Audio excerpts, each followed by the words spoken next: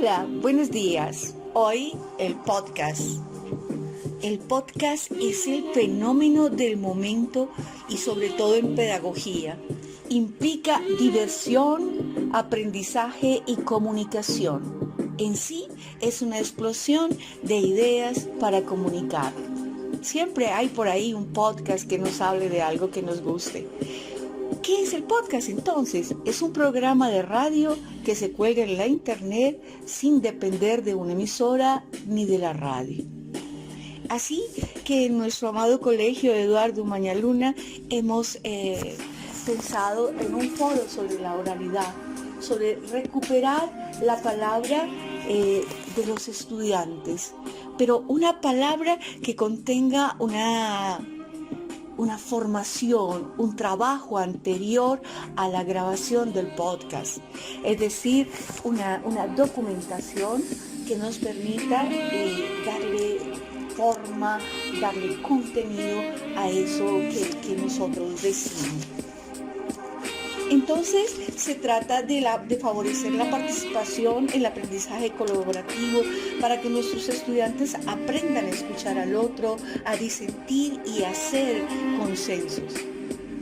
Al propiciar el diálogo con los demás y desarrollar esas habilidades sociales, tendremos que posibilitar el avivar en nuestros estudiantes actitudes de aceptación, admisión y acogida.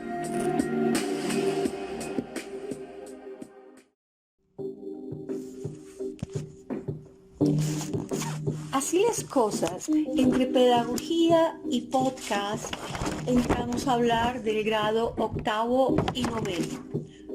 El objetivo es que el estudiante comprenda la relación entre texto y contexto. Por lo tanto, el elemento contexto es aquí muy valioso para pensarse la obra de arte. Se trata de la mundaneidad, el hábitus en el que está inmerso el autor y por ende su obra. Es decir, son aquellas circunstancias, no todas, que surgen en el momento de enunciación y de recepción de la obra y que brindan la posibilidad de conocer un texto más allá de las líneas que lo componen. Por lo tanto, es necesario trabajar un boceto en el que organicemos esas ideas que nos permitan conocer o que nos hablan de ese contexto en el cual se da la obra y por ende vamos estableciendo líneas o puentes de relación entre la realidad y la misma obra. Encontramos, por ejemplo, que para el caso de la obra de Relato de un asesino, tenemos por contexto los años 1980, en que en que había un gran momento de tensión en Colombia con los paramilitares, el narcotráfico, la desaparición del partido político, la UP, es decir, toda una situación de violencia, de bombazos que tenía la vida en suspenso o perdida casi la vida. Pero estas circunstancias tan violentas casi que dejaban sin esperanza a los colombianos y sobre todo que lo más grave era que se quedaba, a pesar de ser fuertes, se quedaban en el olvido. Así que llevaremos estos contenidos a la producción del guión radial. Y en la producción del guión radial nos encontraremos con las fases de que implican una introducción, que es aquella en la que tendremos una pista musical, un intro, una bienvenida, las temáticas y subtemáticas del podcast. Luego vendrá el contenido, que implica los temas seleccionados previamente en el guión y que están documentados por fuentes apropiadas y actuales. Luego los contenidos se presentan de forma organizada y se ofrece un vocabulario al público que sea apropiado para ellos, que los enriquezca y que les permita aprender. Finalmente hacemos un cierre que muestre un resumen, unas ideas fuerza de aquello que dijimos dentro del podcast, que nos lleve a unas conclusiones, unos comentarios y finalmente que nos despidamos del público que nos ha prestado tan fina atención.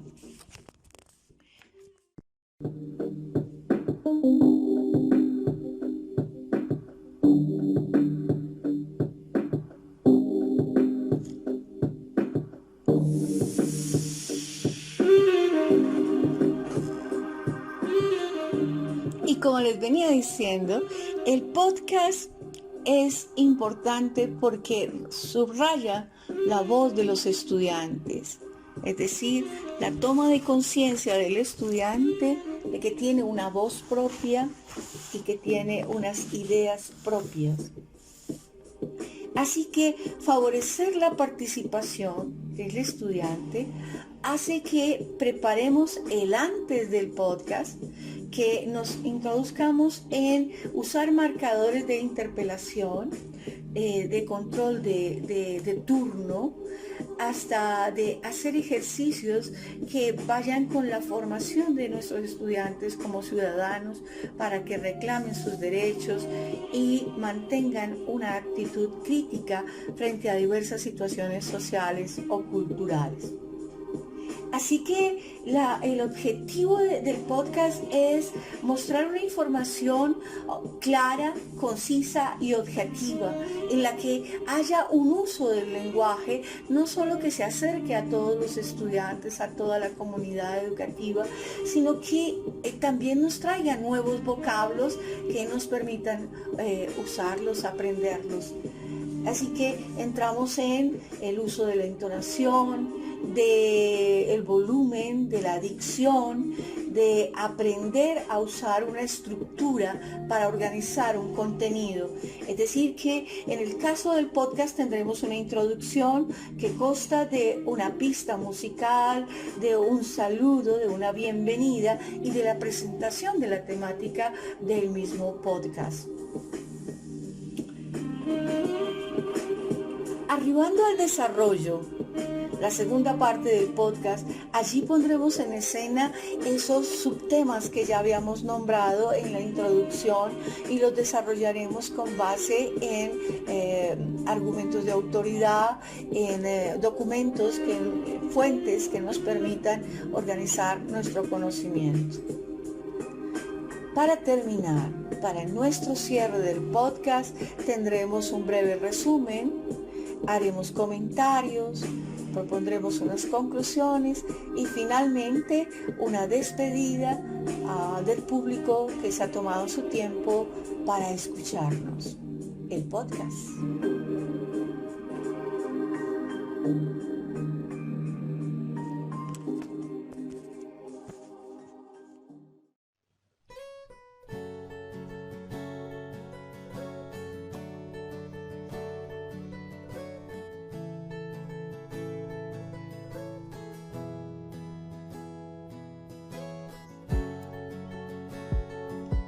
Muy buenos días para todos y para todas, amantes de la lectura.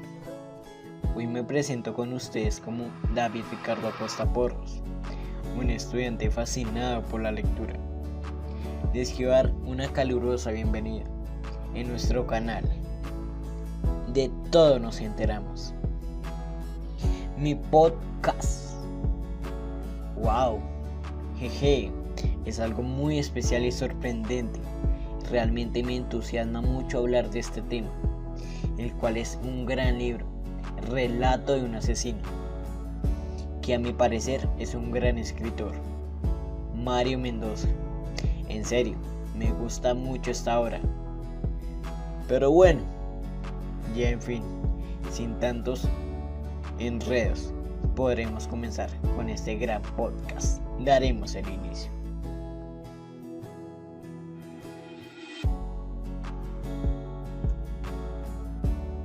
La historia gira en torno a Tafur, un hombre que comienza un largo viaje por tratar de entender las cosas insutadas que le pasan.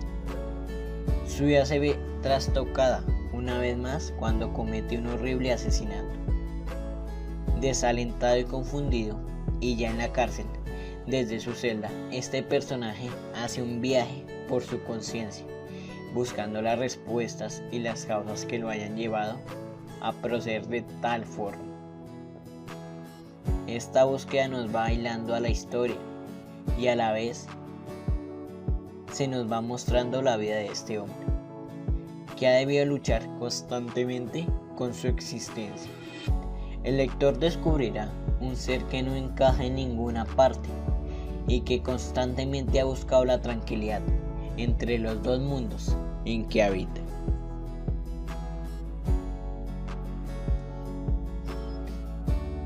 Trata de construir su vida a través de sus memorias para llegar a entender qué lo llevó a cometer un cruel asesinato. Con una prosa que cautiva desde el comienzo, Mario Mendoza sumerge al lector en la ambivalente vida de un individuo que busca liberarse de sus obsesiones.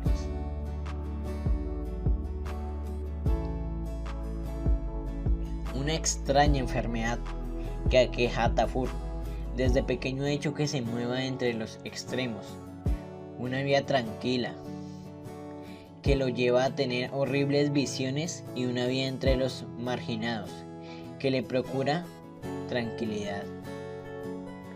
Viajando con un extremo a otro, transcurren sus días hasta que logra encontrar un frágil equilibrio entre los dos mundos. Relato de un asesino, la tercera novela de Mario Mendoza, nos presenta un alucinante recorrido por el alma de un hombre, al tiempo que nos obliga a una desesperanzada y lúcida travesía por Bogotá y todas las ciudades que en ella conviven.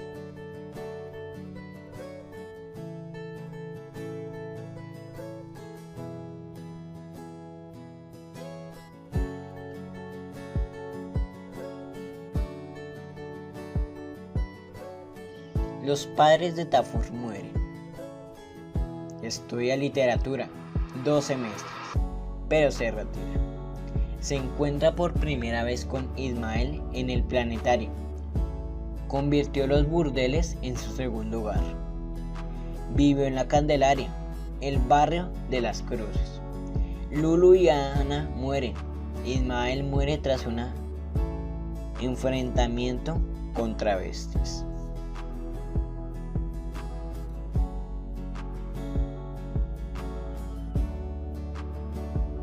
Recibe la carta de Ismael. Viaje hacia el monasterio de Al-Muarek.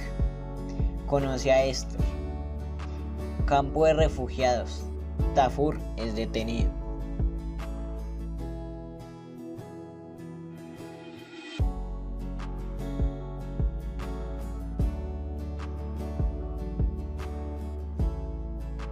El abismo final. Firma contrato con la editorial. Fernanda decide trabajar. Aparece una ilusión. El abismo final. Mi conclusión. Este libro nos enseña cuáles son las circunstancias que se viven a diario en nuestra ciudad de Bogotá. Violencia, robos, fraudes, codicias, genocidios y entre muchas más.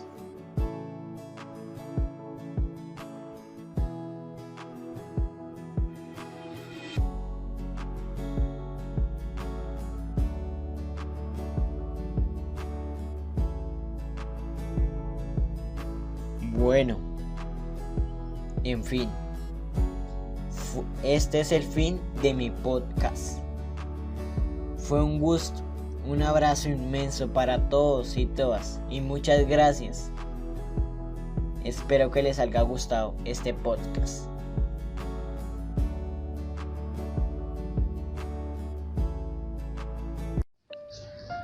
Bienvenidos a todos a este grandioso primer encuentro con nosotros, donde pasaremos un tiempo apreciando la literatura y compartiendo momentos alegres y llenos de nueva información y opiniones, tanto como conclusiones, de todos. Sin más que decir, comenzaremos hablándoles un poco de este tema. La obra de Mario Mendoza, Relato de un asesino. Una obra que nos hace ver que todo el mundo tiene una doble personalidad, otro yo, por así decirlo, que muestra el otro lado de uno mismo y que a veces dejamos salir a la luz dándola a conocer. Y esa es la idea que nos muestra la vida del personaje de esta obra, Tafur, un prisionero que terminó realizando un asesinato y como este fue comenzando desde que era un niño que apenas dio a conocer su otro yo. Pero, ¿cómo Mario Mendoza hizo para llegar al punto de la creación de esta obra tan apegada a la realidad? Pues, sabemos que Mario Mendoza nació y vivió en Bogotá en 1964, en la cual creció en un estatus de niño rico. Después, fue a estudiar en la Universidad Nacional la carrera de medicina y se fue de su casa al abandonar esa carrera. Terminó en un barrio algo popularizado al ser de estatus más bajo y empezó a conocer más de estos barrios. Así entró al mundo marginado, del cual sacaría bastantes de sus obras en el futuro. Y de ahí, de ese mundo marginado en el que vivía, iría a la Universidad Javeriana a estudiar filosofía, a conocer compañeros y profesores que le ayudarían a convertirse en escritor. Pero antes de esto, él decidió trabajar de docente en la misma universidad que estudiaba. De esta manera tuvo bastantes avances en su camino a recorrer para ser un escritor, aunque él mismo se decía que no era uno. Y al iniciar su carrera de escritor, tuvo bastantes compañeros como Enrique Cerrado, Santiago Gamboa, Óscar Torres, Juan Carlos Botero y Mario Yurchins, los cuales todos ellos escribían acerca de la realidad que ellos vivían o observaban. Y en 1890 comenzó aquella realidad violenta, la cual involucraba bombas, narcotraficantes como Pablo Escobar y todo lo ilegal que sucedía en lugares como Bogotá, Cali y hasta Medellín. Y algunos otros escritores que él conoció en su vida fueron Jorge Franco, Fernando Vallejo, Héctor Abad, Falciones, los cuales lo ayudaron en su camino. Y en 1995 salió a la luz su primera obra llamada La Travesía del Vidente, la cual ganó el Premio Nacional de Literatura. Y él tenía como objetivo crear una obra innovadora y que demuestre la problemática social en la cual se veía involucrado la calle El Cartucho, la limpieza social y los recicladores.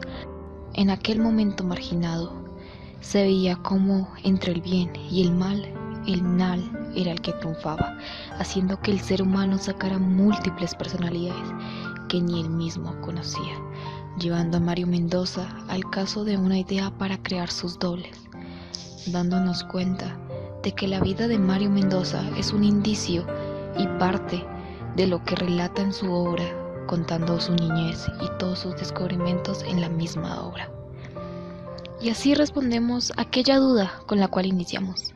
Y para entender más de esta obra, les daremos pequeños diálogos que resumirán 2 capítulos de esta misma. Aquella celda en la que me encuentro es estrecha y solo hay una ventana, pero es lo suficiente para escapar de una realidad y salir hacia afuera, escapar a la libertad por medio de la lectura, la escritura y para poder salir de mi remordimiento. Hoy pedí permiso para poder escribir mi historia. El juez me concedió el permiso y me dio 3 cuadernos, 5 lápices, 2 borradores y 2 lápiz. Empiezo a viajar a mis recuerdos pasados donde apenas era un niño el cual estaba enfermo y según los doctores no tenía cura. Recuerdo cómo mi padre se encargaba de mí, cómo su medicina me ayudaba, como yo traté de volver a caminar y correr cada día con ayuda de mi padre, y cómo al lograrlo volví a aquella escuela que tanto extrañaba. Pero también recuerdo a Chancho, aquel niño que me hacía bullying desde el primer momento que lo conocí. Fue aquel día en el que mi madre me mandó a comprar a la tienda de cochina, donde lo encontré y me quitó lo que mi madre me había pedido llevar, con la única excusa de que tenía sed y bebiendo el jugo de naranja que yo llevaba. Al llegar a mi casa me escuché a mi madre regañándome. ¿No puedes ser como la gente normal? ¿Servir y tomar de un vaso? Eres un chancho. Aquellas palabras me alteraron y dejé el sitio. Cada recuerdo con Chancho era algo que me daba temor hasta que logré hacer un trato con él de 10 canicas y me dejaba pasar. Pero el mundo estaba a mi favor, pues me robaron en ese entonces mis canicas. Pero, menos mal, Bruno, mi amigo, notó lo que me sucedía y decidió ayudarme a golpear a Chancho. Terminamos ganando aquella pelea. Y cuando entré en la adolescencia en partido, conocí a aquel ser, mi otro yo. Un ser que al conocerlo me nubló completamente, haciendo que peleara y terminara demasiado mal, lo cual me llevó a tener más de esos ataques y conocer a Rogelio, quien decía: allá afuera solo hay personas hipócritas, con doble cara. Y él sería quien se convertiría en mi amigo y confidente de aquellos ataques que me sucedían. Empecé a estudiar sobre los dobles cuando llevé a mi profesora Mariana, la cual me recomendó bastantes obras. Una de ellas era El extraño caso del Dr. Jekyll y Mr. Hyde. Utilicé esas obras para conocer sobre los dobles para mi proyecto final, el cual dejó sorprendidos a todos los de mi curso. Y al llegar a las vacaciones conocí a Mr. Hyde en persona, un cura de la iglesia que conocía al hermano de Bruno de sus compañeros. Y más adelante a mi maestra Mariana, la cual en mi viaje con mis amigos me la encontré volcándose con un gordo, dándome cuenta cómo ella era el inicio de mi pubertad y de mis vicios sexuales y autoplacer. Me siento feliz de haber terminado mi primer cuaderno contando mi historia, pero todavía falta mucho, y toda mi historia sigue cuando Rogelio es expulsado del colegio. Confidente, pues lo había encontrado fumando azúcar en los baños, haciendo que la vida de él me dejara sin más remedio que utilizar el cementerio de Saquén. Y un día que él estaba al lado del cementerio, escuché un disparo con el cual conozco a Valerio Angelis. Él me enseñó a pintar y por medir las pinturas. Expreso escenas de crimen que se realizan cada día. Cuando vi el noticiero veo que él está muerto. Y después de que Mariana se fuera, creamos una huelga para tener un profesor digno de enseñarnos, pero terminan llamándome a rectoría. Y después entra aquel profesor Ángel Castelblanco, que dejó impactados a todos y fue nuestro gran amigo con el que fuimos a un burdel y recuerdo de mi pasado. Tiempo después conozco que el profesor de física al cual fue muy exigente y rígido.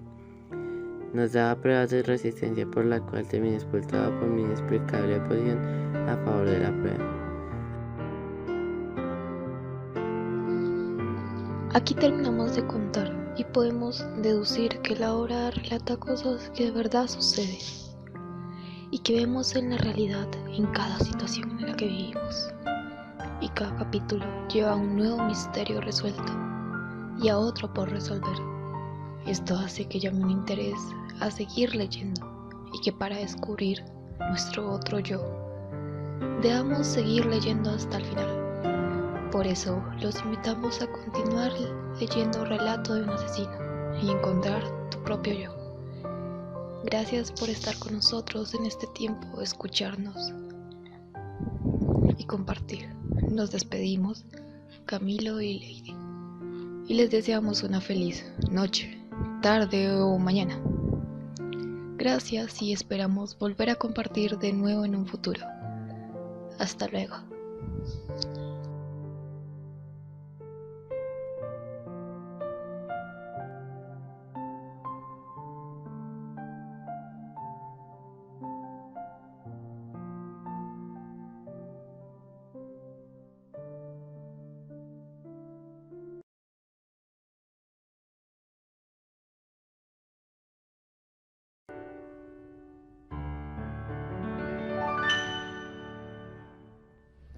Mariano Mendoza nació en 1964, estudió en la Universidad Javeriana y su maestro fue Eduardo Jaramillo Zuluaga, quien tuvo un impacto en la formación literaria de Mendoza. Uno de sus compañeros fueron Santiago Gamboa y Ramón Cate. Mario Mendoza estudió un semestre de medicina, pero le llamó la atención su interés por la literatura y se retiró de medicina. Su familia no le apoyó la idea de estudiar literatura y entonces él decidió irse de su hogar. Vivió en barrios populares, con problemas de convivencia de servicios públicos, por ejemplo los barrios Quiroga, Chapinero y Caracas. Todos los compañeros de Mario fueron intérpretes. En 1984, Mario regresó a Colombia donde encontró violencia. La mayoría de los bogotanos que vivió en la década de los 80, Mario Mendoza participa de la sensibilidad que se genera la violencia que desató en todo el país, específicamente en Cali, Medellín y Bogotá. Mario Mendoza expone el compromiso social que corresponde a los escritores. Mendoza, una realidad influenciada en su vida con un escenario diferente, manera de entender al mundo y entender al individuo.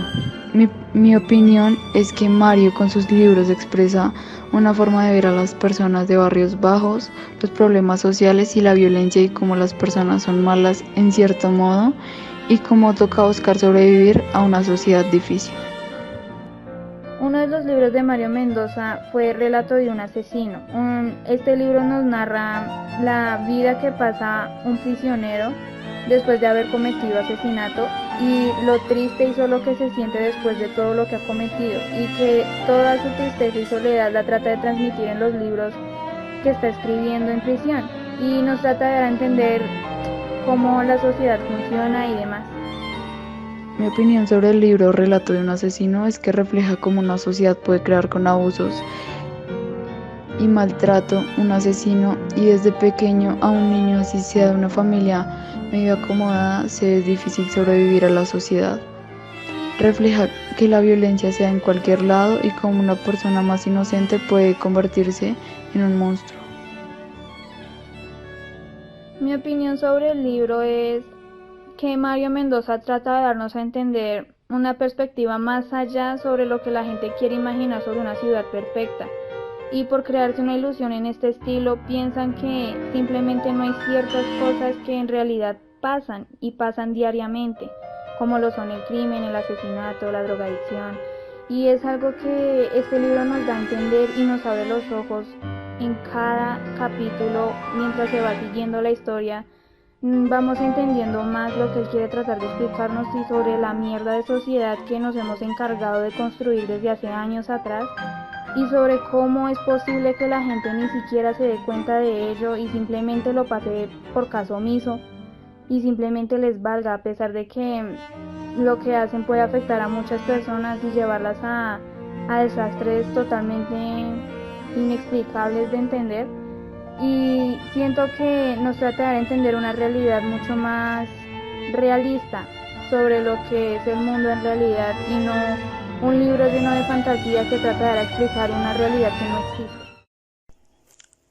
Bueno, les voy a comentar un poco del libro, que trata de un relato de un asesino, del autor de Mario Mendoza. Puede decir que es un poquito confuso, porque el protagonista no sabe diferenciar de la realidad a sus visiones, y las dobles personalidades en todos los episodios, esto es dependiendo el tipo de lector. Este libro narra la estadía de Tafur en la cárcel, y para el mejoramiento de sus visiones, según el psiquiatra, es escribir su vida desde la niñez, con el fin de ver todos sus episodios y estudiar el problema mental. Su narración inicia desde la edad de 6 años, donde su salud se ve muy comprometida y con su fortaleza. Inicia su recuperación con el fin de mejorar su vitalidad e inicio de su independencia. Le va muy bien en los estudios, buenas relaciones con sus maestros y buen compromiso. Tiene 9 amigos de diferentes personalidades, donde con unos practican deporte y comparten el día a día, y otros problemas de drogas.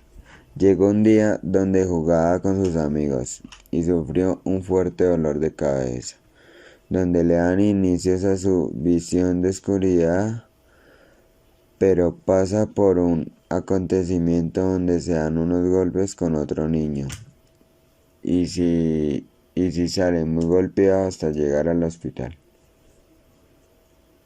Pasan otros episodios donde inicia el estudio de la doble personalidad, inquietud despertada por un trabajo enviado de la escuela, donde la maestra de literatura le colabora con la información. De ahí inician los episodios de la doble personalidad, ya que las personas de su alrededor tienen personalidades ocultas, como la maestra Mariana del colegio, el cura que capacita los catecismos, Valerio, Ángel y muchos más.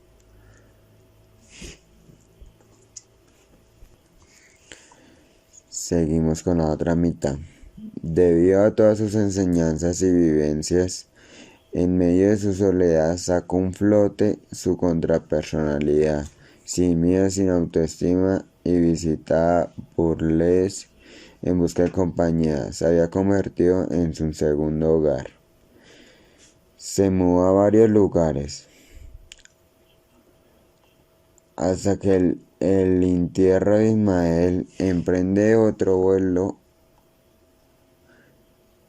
En tren de otro vuelo consiguió otro mapa de Egipto con el que ubicaba el monasterio de Almuaresh, donde continúa su proceso de enseñanza. Planifica y coordina su viaje. Primer bloque llega a Jerusalén. Una señora la confunden como su hijo. Pasados los días y no dejaba pensar en ella, se acercaba a la oficina de voluntarios, llevaba su hoja de vida o tarjeta donde era muy honesto con sus preguntas. Inicia el trabajo no por dinero, sino por la comida. Conoce a una chica llamada Esther, con denominación en los dedos y manos, de origen alemán. Tomaron la decisión de vivir juntos con el mismo tiempo, de irse a alejarse de ella, y le promete algún día comunicarse con ella. Este es el cuento el libro del asesinato de Mario Mendoza. Muchas gracias.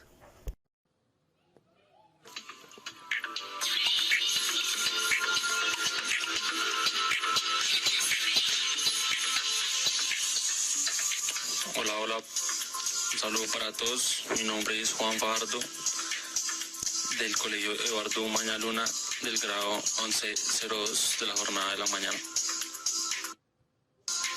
Este es mi podcast y hoy voy a hablar sobre el problema que nos dejó la pandemia en el colegio a nivel académico y convivencial.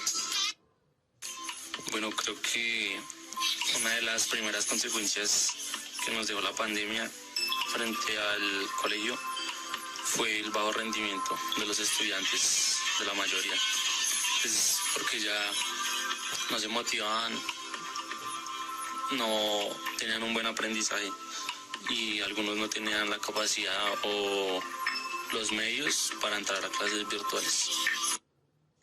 Bueno, y esto es solo una parte, porque también encontrábamos, por otro lado, los estudiantes o las familias que no tenían la posibilidad de quedarse en la casa, ¿no? Que era lo que se indicaba a todo el mundo, pero no todos podían, porque no todos tenían estabilidad económica. Hay gente que vive el día a día y pues con un día que ya no salgan a la calle a rebuscar su trabajo, su comida, pues no llevan la comida a la casa. Y esto deja consecuencias como la mala convivencia en el hogar, ¿no? Porque los padres cabeza de hogar se empezaron a estresar, no sabían qué hacer algunos, y con toda razón, ¿no? Porque sin empleo y sin comida y con muchas bocas que alimentar, a responsabilidad de ellos, es obvio, ¿no? ¿Qué pasa con estos problemas familiares? Pues que los niños jóvenes que somos estudiantes no tenemos el mismo rendimiento académico, ¿no? Porque está en nuestra cabeza que en algún momento pudo haber sido culpa de nosotros, que nuestros padres estuvieran estresados.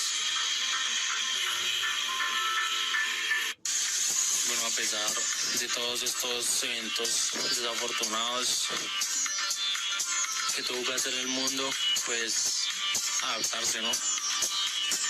Con las clases virtuales, con empleos virtuales, pero sin embargo nunca faltaba el rebusque. Con las clases virtuales encontramos varios problemas. Primero, como ya lo he dicho antes, los estudiantes que no tenían acceso a un computador o a un internet. El otro punto era la motivación de los estudiantes. No es lo mismo, los estudiantes no estaban aprendiendo igual. Cuando yo hablaba con algunos de mis compañeros, me decían que no querían seguir estudiando, que no estaban entendiendo nada. Y algunos nos preocupamos, ¿no? Porque estábamos en 10º y estábamos encaminándonos hacia 11. En 11 nos esperaban las pruebas IBEX y no nos estábamos preparando muy bien. Aunque el colegio a algunos estudiantes les dio la oportunidad de tener un computador para que se les facilitara el estudio y pudieran entrar a clases virtuales. Habían algunos profesores que intentaban hacer clases interesantes, clases en las que interactuaban con nosotros. Asimismo, habían otros que se les veía también que estaban tristes y aburridos. Y parece algo irónico porque cuando habían clases presenciales, los profesores les tenían que decir a los estudiantes que hicieran silencio, ¿no? No paraban de hablar, hacían silencio. Y después, ya en clases virtuales, nadie quería hablar, nadie hablaba, nadie prendía el micrófono. Los profesores tenían que decirle a los estudiantes que hablaran. Además que eran pocos los estudiantes que entraban a clases virtuales, ¿no? Eran pocos y casi no hablaban, le tenían que decir los profesores a ellos que hablaran. Bueno, y así fue casi todo el año. Así se acabó, terminó.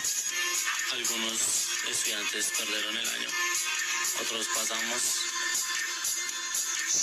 pero la pandemia siguió.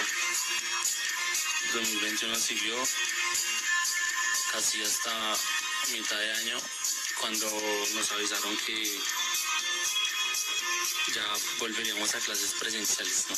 Entonces ahí nos encontramos con dos puntos de vista y eran los que querían ir a estudiar presencial y los que no querían salir de su casa, que querían seguir en virtualidad.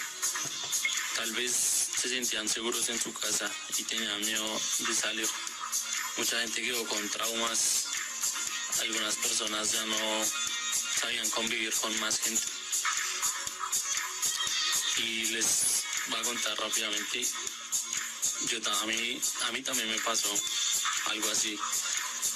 Apenas se podía salir de pandemia, ya se podían salir con restricciones, ¿no? Pero se podía salir. Fui con mi familia a un restaurante en un centro comercial y no pude comer, no sé, inconscientemente ya no aguantaba la gente, ya me daba fastidio la gente y pareciera que me había acostumbrado a la soledad. Me sentía bien cuando estaba solo, ya no quería estar con más gente. Sin embargo, me di la oportunidad y volví a la presencialidad, a ver qué tal, cómo me iba.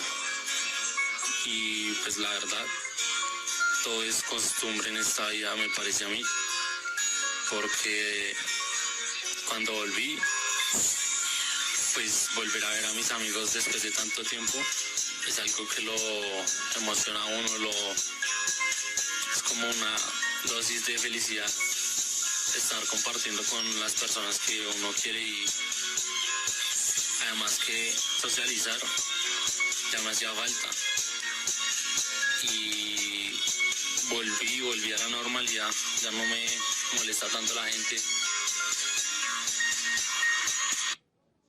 Creo que ahora que volvimos a presencialidad,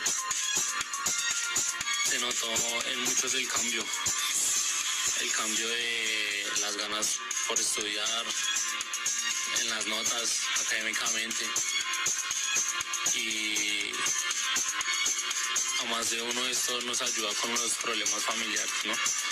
De salir, no estar todo el tiempo en la casa, convivir con más gente. Con este podcast quiero decir que la presencialidad en la escuela, en el colegio, es de lo mejor. La virtualidad para mí, desde mi punto de vista, no es muy efectiva. Además que uno desde la casa se distrae en cualquier momento. No falta el que toma clases desde la cama. Y bueno, y para concluir con este podcast, quiero decirles que gracias por haberlo escuchado todo y que este es mi punto de vista. Yo acepto los otros puntos de vista. Si ustedes piensan distinto, está bien, pero este es mi punto de vista. Muchas gracias.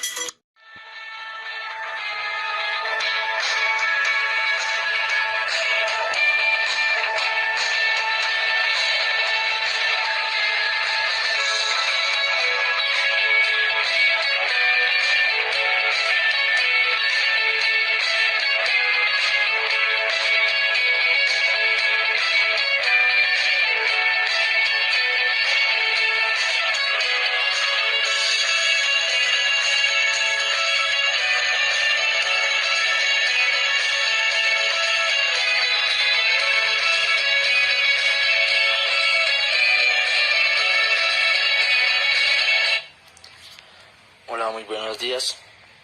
Les presento el podcast de Juan Felipe Quintero, del grado 1102. Les quiero compartir una información muy interesante que les puede servir para su etapa estudiantil. Este tema sirve para tener una buena formación. Una buena formación ya sea como persona, como estudiante, como un futuro en nuestro país, tener una buena educación. Muchos de nosotros nos preguntamos qué es la educación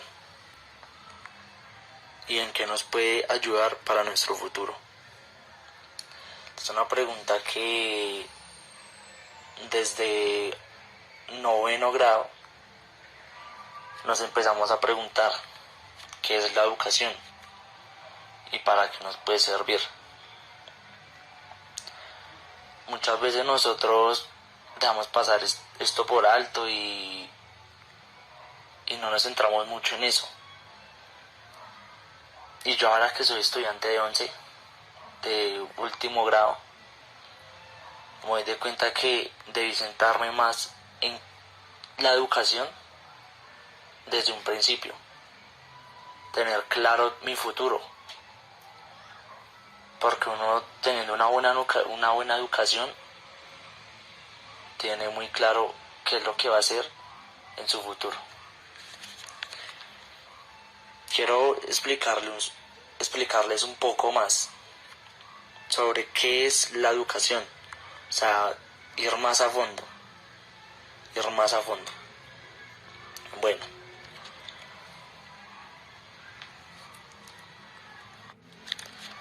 la educación es la formación práctica y metodológica que se le da a una persona en vías de desarrollo y crecimiento. Es un proceso mediante el cual al individuo se le suministran herramientas y conocimientos existenciales para ponerlos en práctica en la vida cotidiana. El aprendizaje de una persona previamente estudiada y educada implorará en pequeñas identidades para tener un buen desarrollo como persona para nuestro futuro. Espero les haya quedado un poco claro qué es la educación y en qué nos puede servir.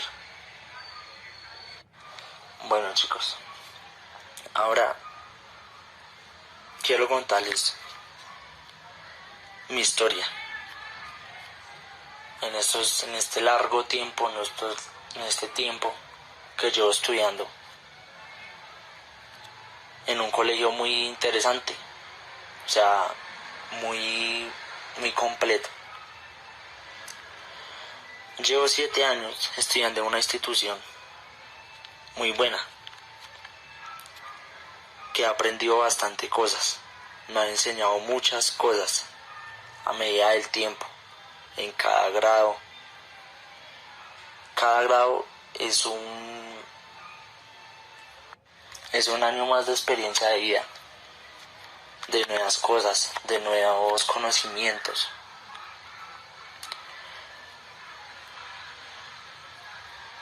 Esta institución me ha guiado por el buen camino. Me han ayudado a qué hacer con mi futuro. Me han dado una buena educación desde pequeño. Me han ayudado con qué hacer con mi vida. O sea, qué puedo hacer yo como estudiante con mi vida. El día que me toque salir de esa institución, ¿qué puedo hacer yo con mi vida? Es una pregunta que también nos hacemos muchas personas ahora en día. Muchísimas. Esa educación que a uno le enseñan en el colegio es importante, súper importante para nuestras vidas, para ser buenas personas, para ser alguien en la vida. Espero me vayan entendiendo un poco bien este tema tan importante. Bueno, vamos a pensar un poco, vamos a meditar un poco más este tema.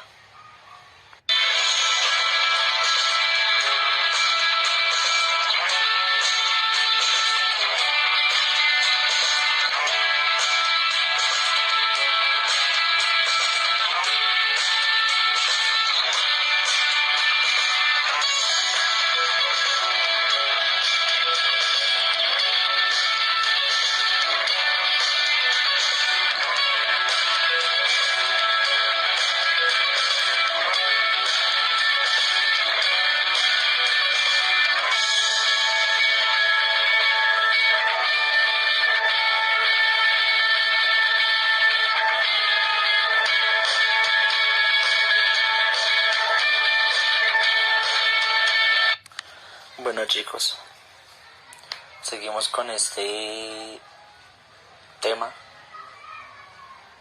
seguimos socializando más sobre este tema.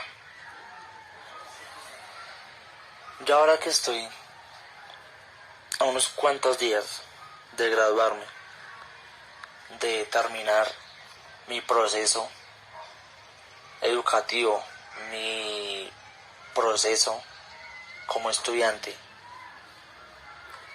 me doy cuenta de que aquellos regaños de esos profesores que se preocupaban tanto por uno, que son como un papá para uno, como una mamá, se preocupaban porque uno entregara un trabajo, porque uno tuviera valores, porque uno fuera alguien en la vida. Ahora me doy cuenta que no era por jodernos, que no era por hacernos la vida imposible. No. Ellos lo hacían porque nosotros seamos alguien en la vida. que nosotros tuviéramos un buen futuro, nosotros pensáramos en grande, en ser grandes personas, que nosotros pensáramos en ser lo mejor, en ser lo mejor. Y ahora ustedes que están empezando o todavía les falta tiempo o años o un año para salir del estudio, para terminar el proceso como estudiante, quiero invitarlos a que se pongan a pensar, a que mediten, a que piensen, a que de una vez planeen qué van a hacer cuando salgan de estudiar, a que digan qué voy a hacer en el momento que yo termine mis años escolares, que tengan claro qué es lo que van a hacer. Los invito a que piensen, reflexionen, y espero les haya gustado, espero les haya interesado mucho este tema. Y ya saben, muchachos, piensen qué hacer con su futuro y tengan una buena educación. Espero les haya gustado, muchas gracias por escucharme. Con estas últimas palabras me despido. Gracias por escucharme. Todos ustedes, por ser tan buenas gente de escucharme.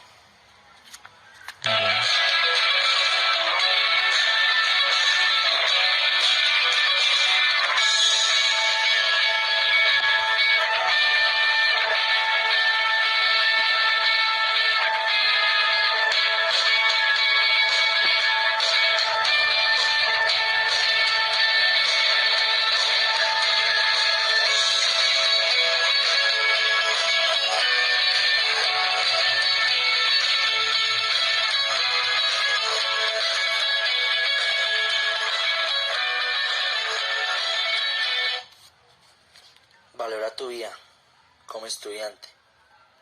Esto es lo más bonito de nuestras vidas. Aprovechalo y gózate ese estudio.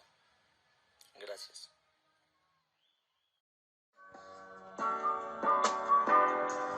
Buenos días, queridos oyentes. En el día de hoy, junto con mi compañera, hablaremos de cómo tuvimos que afrontar la situación durante la pandemia, de cómo esto se vio afectar en la vida de cada uno de los estudiantes del colegio, incluyéndonos.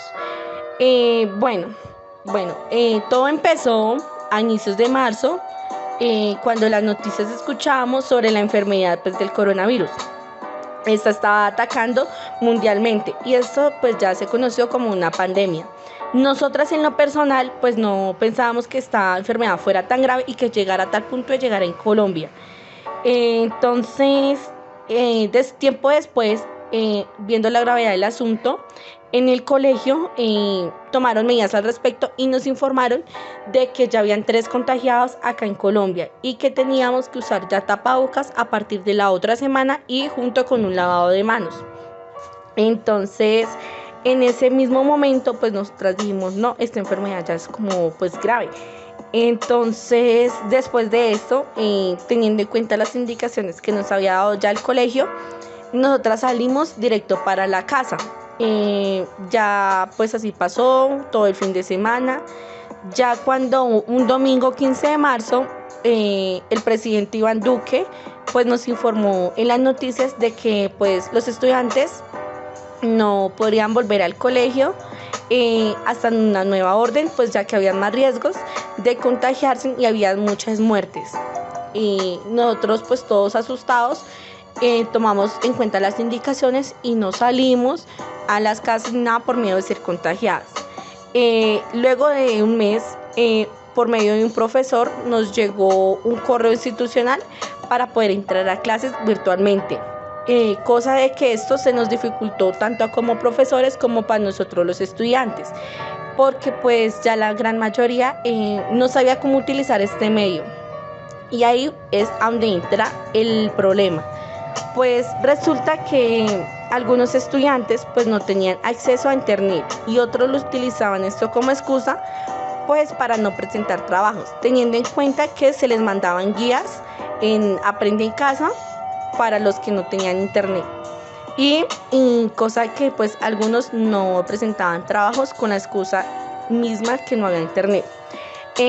Otras dificultades que pues pasaban en nuestras casas, pues para nuestra familia, era que pues muchos padres se quedaron sin trabajo y nosotros como estudiantes pues nos estresábamos con el mismo encierro y con la misma monotonía de todos los días. También al ver esa cantidad de guías nos llenábamos de mucho estrés y mucha ansiedad. En la parte económica, en varias familias pues fueron quedando sin trabajos, quedaron despedidos y a ellos les tocó rebuscárselas como pues ellos pudieran. Bueno, a continuación escucharemos a una ex estudiante del colegio de cómo fue el caso del momento de graduarse virtualmente. Y el papá de él tuvo una situación muy difícil. El papá de ella tuvo una situación muy difícil, ya que quedó sin empleo y pues a ella le tocó muy difícil graduarse virtualmente y presentar la prueba de ICFES virtualmente. Ella nos va a contar su experiencia. Entonces, a continuación, ella hablará.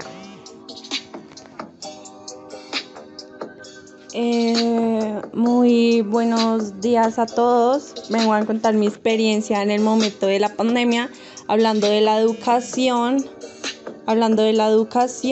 No estaba muy bien, no estaba muy estable. Para mí era muy difícil poder entrar a las clases por mi falta de internet, ya que mis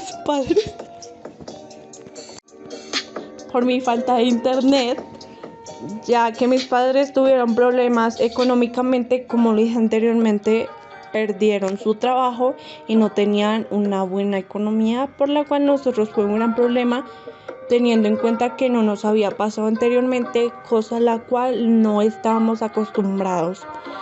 Después de eso comenzaron a salir las guías, a dejar más trabajos virtualmente, más clases, por la cual comenzamos a tener problemas. Por lo que dije anteriormente, reitero, falta de interés, comenzaron el estrés y decepción de no poder hacerlas. Ya no nos esperábamos esto, mi familia no estaba preparada para esto. Mi papá duró 7 meses sin trabajo, por la cual fue un golpe duro para todos, ya que era algo del trabajo de él, algo muy esencial para nuestra EPS de igual manera. La EPS era para nuestra seguridad, cosa la cual no teníamos y no hablábamos, no había posibilidad de poder seguirla pagando. Después de eso de la pandemia, mi papá volvió a trabajar donde estaba antes, le hicieron un contrato, hasta ahorita ya lleva actualmente 4 años, estamos estables.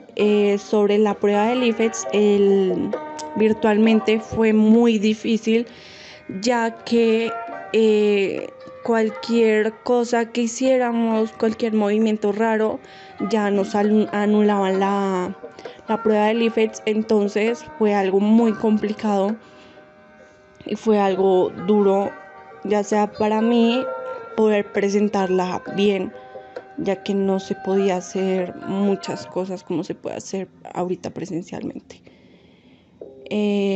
Ya de todo está andando bien.